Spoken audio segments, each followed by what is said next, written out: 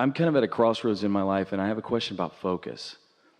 I fully believe in deliberate creation and getting on the energy cycles, going toward it, but I feel like my engines are a little different. From a young age, I've had a lot of interest in a lot of different things. And to be honest, without being arrogant about it, I feel pretty well suited for most everything I want to do. We agree. It just feels like if I were to pursue this avenue, I'm giving up 4 other avenues.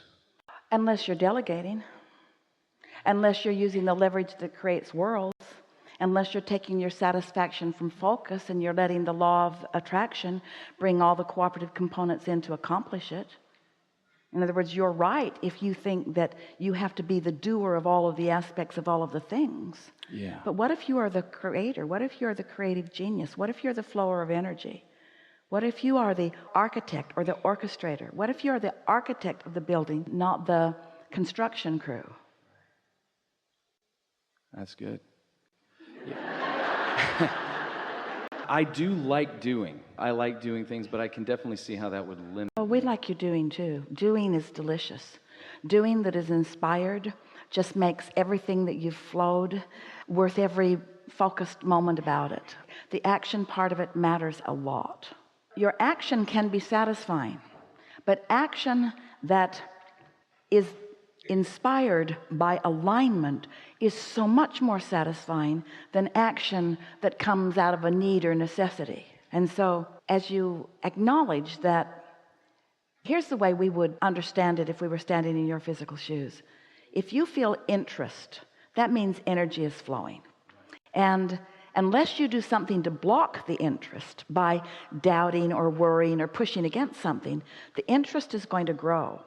And with the interest growing within you, the cooperative components that are necessary grow too. So at the same time that you're saying, I'm interested in this and this and this, you're also saying, but I have the limitation of time, which means I want to attract plenty of others that can fill in those things. And it's such a beautiful, balanced world where there are people that want to do the things that you don't want to do, or are only ready to do the things that you have let go. In other words, Esther used to worry. She remembers sitting on a front porch here in San Antonio and watching these wonderful carpenters build these wooden walkways above the ground, because they wanted to take their walks even when it rained, and so they wanted to be up out of the mud. And it was a very hot day, and Esther was sitting inside with air conditioning. She was drinking something cool. She kept taking things out for them to drink, and she said at one point to them, I am so sorry. Like she was apologizing that her desire was causing them to have to work in the hot sun. And they said, hey lady, we like the work.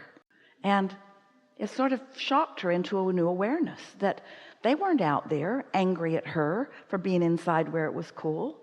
They were appreciating the project and the work and the food that they would buy with it and so forth. And so when Esther stopped trying to figure out what was best for everybody else and accepted that law of attraction's figuring that out, that law of attraction is bringing to you what you're offering, and that everyone's inner being is showing every single one of them the path of least resistance for them, and that you can't control the path of least resistance for anyone else, but you sure can control it for yourself by keeping yourself in those good feeling places.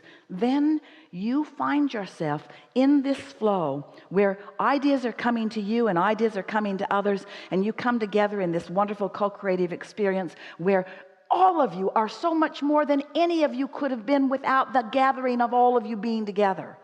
And then you revel in the clarity that flows through you.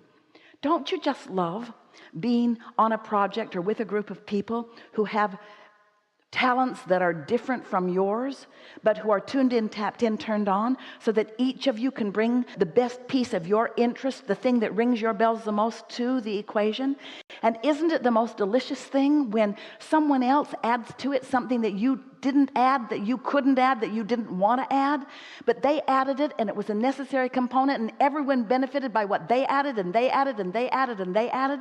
And so then you get this creation, this manifestation that you are all focused upon, and each one of you then receives the fullness of the gladness of what every one of those contributors added to it, so that you revel not just in the part you played, but in the part they played and they played and they played and they played, so that you're uplifting all of them in your appreciation of what they added.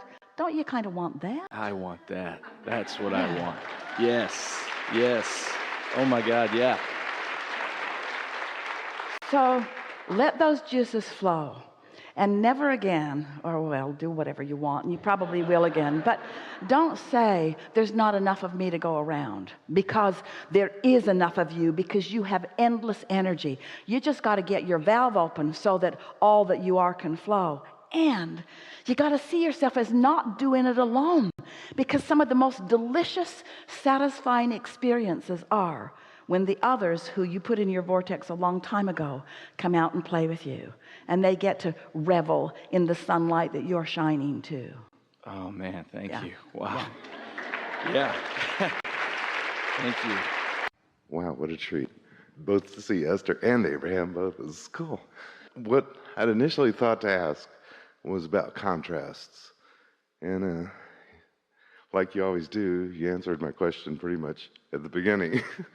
But perhaps you could elaborate more on it, the deliciousness of the contrast, and as you elevate and get more and more of what you want, how do you keep that cycle ever spiraling upward? Let's explore the subject of contrast through the lens of the new train analogy.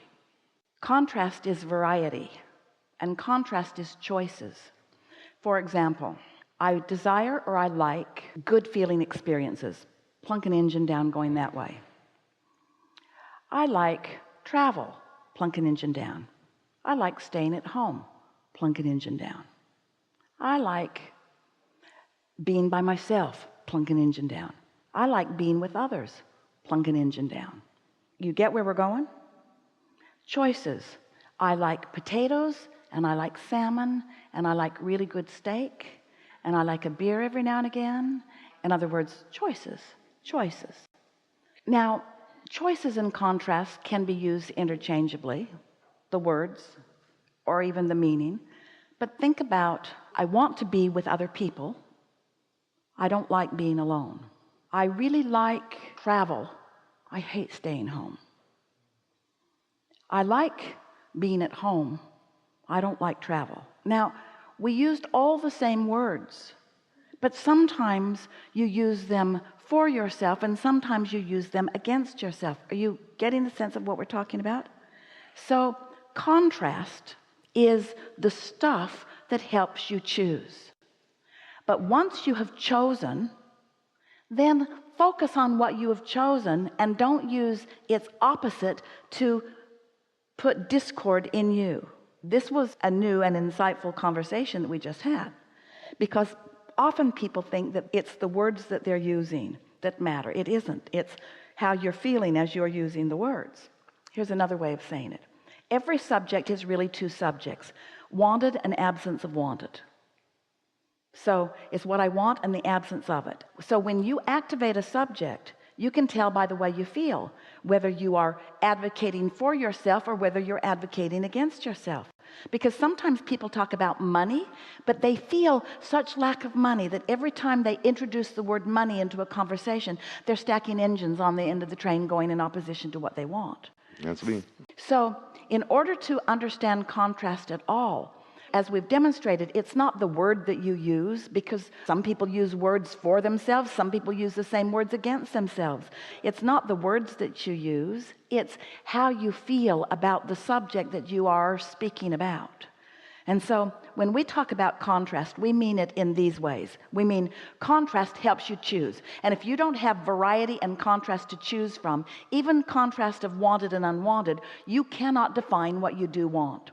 But these rockets of desires that are emanating from you, they are sifting through the variety or the contrast or the choices, and your best choices for you are moving forward and then are contained, are held, are known, are lived by your inner being, who then calls you to the harmony, calls you home to what that variety has caused you to become. All right, so that's the basis of it. Now what do you want to talk about contrast? Well, That really does answer it so well. I mean, that was part of the. There's times when we feel so much harmony, and when we first got into the law of attraction things, everything really clicked in for us really well. But I think it's like you've been explaining all morning. Part of it is we're pulling a train that way and pulling a train that way, and we just need to get rid of the other train. Unless you introduce into your own conscious awareness the part of the equation that says, this thought feels like this to me, then contrast or variety or choices cannot serve you in any way. That's why, as we began here today, we were talking about how important your understanding about the existence of your inner being is. Because if you don't accept that your inner being exists, and you don't accept that your inner being has a point of attraction, and you don't accept that that point of attraction, that law of attraction is responding to your inner being's point of attraction, then you would never be able to understand why you would ever feel any negative emotion. If you were not the powerful, consummate, steady lover that you really are, hatred would never bother you. In other words, if you were not really one who loves, then pushing against someone would not bother you at all. But the fact that it does lets you know that you really are someone who wants to love, you see. When we have a conversation about contrast, we like to call your attention toward this. So here you are and you're powerful now, and let's say that you're having a wonderful meal somewhere and you're eating something that's pleasing to you for a lot of reasons. You're with friends that feel good and you're enjoying what you're eating, and your body is reveling in the fuel that you're giving it, and so you're really having a good moment. But at that same time, you usually, if you're having a wonderful meal, you're not thinking, we could have eaten over there, or we could have eaten over there, or maybe we should have eaten over there. In other words, you're usually focused on whatever it is that you're doing. And the reason that we like this analogy is because we want you to know as we know, which means we're doing a little sales job here because it would benefit you so much if you knew it, that in every moment, no matter where it is you are or who you're with or what it is you are doing, you do have the powerful potential of being pleased right here and now. There are always enough good choices right where you are to hook you up with your inner being. And if you are making those choices that do hook you up with your inner being, now you're in the receptive mode, and now more inspired, even better choices will begin to occur to you. So that's why the better it gets, the better it gets, the better it gets, the better it gets. It just can't go wrong. No matter where you are or what the condition is that you are enduring, let's say, if you will say to yourself, wait a minute, what is the most positive approach I can take to this? What's the best feeling thought I can find right here and now? If you will reach for it and find it, you will demonstrate to yourself that by reaching for it and finding it, no matter how odd it seems that you would find something positive in this condition, what you will find is alignment. And it was alignment that was the only thing that was missing anyway. So now you've got alignment, and so now instead of it being a bad situation, it's an adventure. Instead of it being a challenge, it's an adventure. Instead of it being something that makes you wish you were somewhere else, it makes you so glad that you're right there because resources are coming to you that you've not experienced before, and you feel more alive than ever before. You see what we're getting at? Yeah, you do. That's how it started with us, is like we loved adventures. And this was an adventure just coming here, and it gets better and better. If you are aware that you love adventures, then that means you have often been in vibrational alignment with your inner being, who is all over the idea of expansion and adventure. There's nothing in the vibrational makeup of your inner being that says, let's lay low and play it safe. There's nothing in the vibrational makeup of your inner being that says, let's be guarded and protective and let's not stick our nose out here. Because your inner being knows the vastness of the well-being, and that law of attraction will bring only well-being to you. There's no danger. There's nothing to fear. But when you feel fear, it means you've found some bogus thing to use as your excuse to disconnect from your power and your clarity, and the result is you feel fear. But the reason you feel fear isn't because that thing was a fearful thing, it's because you used that fearful thing to disconnect from adventure. Really good. Enough? That's perfect.